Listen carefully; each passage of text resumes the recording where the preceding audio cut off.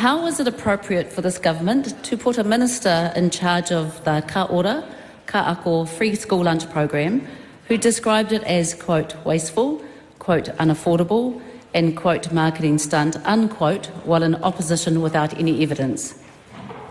Well, the reality is that what was said in opposition is not accountable in this parliament for the government.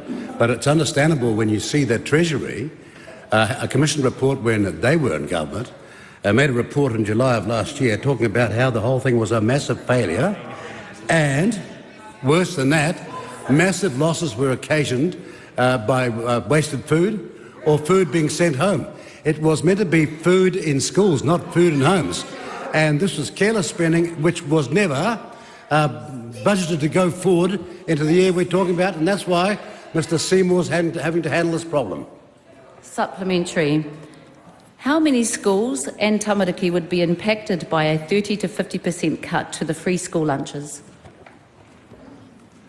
At the moment, the Minister is doing work on that, going through school after school, but the reality is there are some very, very disturbing reports about the amount of waste, and there is surely no one who believes in this program, which was supported across this parliament, who thinks that that sort of waste should remain unaccountable. I know some people in this country, because they know nothing about poverty, they think that sort of waste is good.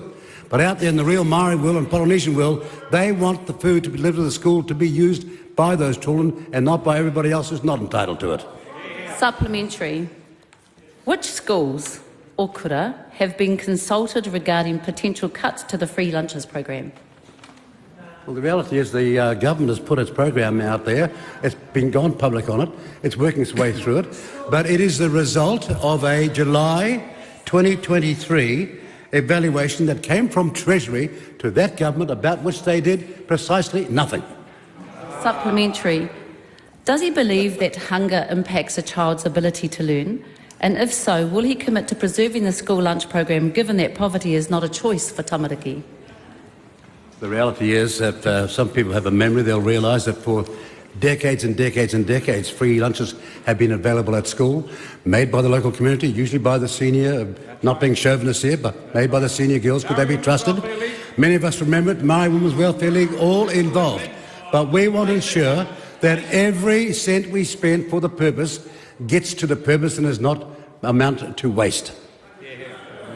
WhangareiTim. What evidence has he seen that military boot camps will work to reduce youth crime? The evidence is to be found in a very insightful piece of work that began in 2017 with the Limited Services Volunteers, which was so successful under Ron Mark and an enlightened Minister of Defence at the time. They were so successful that they decided to enlarge it. The evidence is all there. Ask people like Pōnanga. Ask people who actually were the head of the military of this country, of their understanding. It has transformed Maori lives in particular. Supplementary. How can he be confident these boot camps will work when the last time a national government introduced them in 2008, 85 to 87% of those in the program went on to reoffending within 2 years?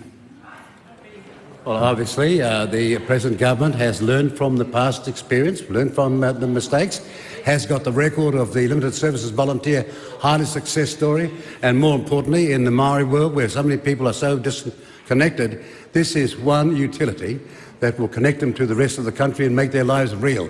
We believe, as Pōnanga and all those great Maori leaders believed, that the military can transform and change people's lives and make them law-abiding at the same time.